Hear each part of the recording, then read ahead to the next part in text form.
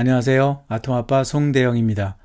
파이널 컷 프로 라이브러리를 구성하는 여러 항목의 데이터 관리에 대해 설명을 이어가겠습니다. 이전 회차에서는 라이브러리의 저장 위치 확인, 라이브러리 내부의 구성 항목들, 그 중에 라이브러리를 전체적으로 삭제하지 않고도 효율적인 데이터 관리를 위해 우선적으로 정리해도 되는 항목들에 대해 알아보았습니다.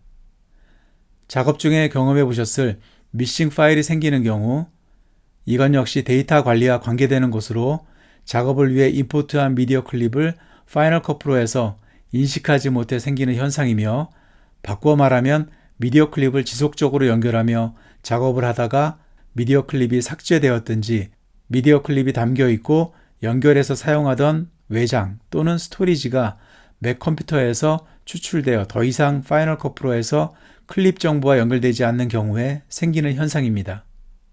삭제되었다면 다시 클립 원본을 원래 있었던 위치로 복사해 옮기든지, 위치가 변경되었다면 파일에 리링크 파일스로 클립을 다시 인식시켜야 원래 편집 상태로 돌아갈 수 있습니다. 지난 회차에서 작업 미디어 클립의 위치가 선택 옵션에 따라 달라질 수 있다고 말씀드렸는데, 하나는 클립 임포트 할 때 Leave Files in Place를 선택해서 어떤 경로에 원본 클립을 그대로 둔 상태로 편집하는 경우와 Copy to Library로 라이브러리 내부에 원본 클립을 복사해 두고 편집을 하는 경우입니다. 상대적으로 미싱 파일은 Leave Files in Place로 작업한 경우에 발생하게 되는 것입니다. 라이브러리 외부에 위치해 있기 때문에 삭제되든지 옮겨질 수 있기 때문입니다. 옵티마이즈 미디어와 플록시 미디어는 있으면 그만큼 편집을 부드럽고 원활하게 하는 데 도움을 주지만 효율적인 데이터 관리를 위해 없어도 되는 파일들이고, 렌더 파일도 편집 작업한 부분을 익스포트하기 전에 꼭 필요한 파일이지만 삭제했다가 필요시에 다시 렌더링을 해서 생성할 수 있는 파일로 당장 삭제하더라도 작업한 편집 내역에 문제가 되지 않는다는 것입니다. 라이브러리 데이터를 관리하는 방식을 작업자의 편의대로 최적화하는 방법이 있습니다. 라이브러리를 선택하고 우측에 인스펙터 창 부분을 보시면 라이브러리 프로퍼티스라고 하는 항목이 보이게 됩니다. 여기에서 모디파이 부분을 클릭해 보시면 스탠다드와 와이드 게럿 HDR 중에 선택할 수 있게 되는데, 기본은 스탠다드로 되어 있고 HDR 모드로 촬영된 영상은 컬러 스페이스 세팅을 위해 와이드 게럿 HDR로 변경할 수 있습니다. 이 부분은 이후 다른 챕터에서 다시 세부적으로 알아보도록 하겠습니다. 아래에 스토리지 로케이션 항목이 있고, 모디파이 세팅을 클릭해서 보면 미디어, 모션 콘텐츠, 캐시, 백업스에 대한 경로를 설정하는 창이 보이게 됩니다. 미디어의 저장 경로는 기본 in library, 즉 라이브러리 안에 있는데, 이것을 별도 지정하는 경로에 미디어가 저장되게 할 수 있는 옵션이고, 모션 컨텐츠도 기본 동영상 폴더에 모션 템플릿 폴더에 저장되지만 선택해서 in 라이브러리 안에 저장되게 할 수 있으며, 캐시 파일은 렌더 파일로 기본 in 라이브러리에서 역시 다른 경로에 저장할 수 있고, 백업스는 기본 동영상 폴더 안에 파이널 컷 백업스로 위치해 있지만 다른 경로에 저장할 수 있습니다. 제 개인적인 생각은 특별한 경우가 아니면 기본 셋업 경로에 두고 작업하시는 것이 좋다고 생각합니다. 여기서 백업스에 대해 말씀드리면, 파이널 컷 프로는 별도의 저장 명령 없이도 모든 작업 상황이 자동 저장됩니다.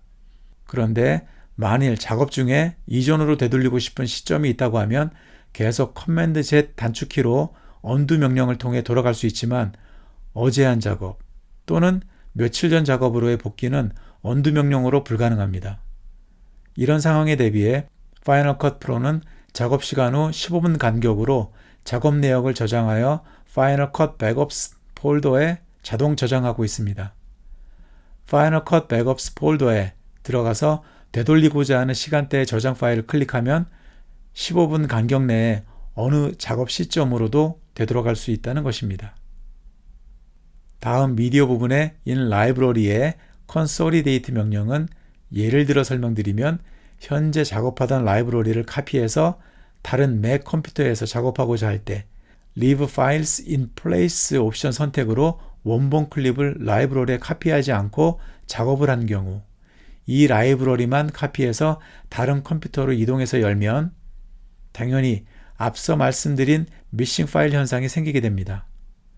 컨솔리데이트는 여기저기 분산되어 있는 미디어 클립을 라이브러리 안으로 카피해 넣어 라이브러리만 그대로 카피해가면 다른 컴퓨터에서도 하던 작업을 그대로 열 수 있는 환경을 만들게 되는 것입니다. 보시는 것과 같이 오리지널 미디어는 물론 옵티마이즈와 프록시 미디어도 라이브러리 안으로 옮길 수 있습니다. 컨솔리데이트 기능은 파일에 컨솔리데이트 라이브러리 미디어를 선택해서도 가능합니다. 또한 라이브러리 프로퍼티즈를 통해서 오리지널, 옵티마이즈, 프록시 등의 데이터 용량을 통합적으로 확인하는 것도 가능합니다.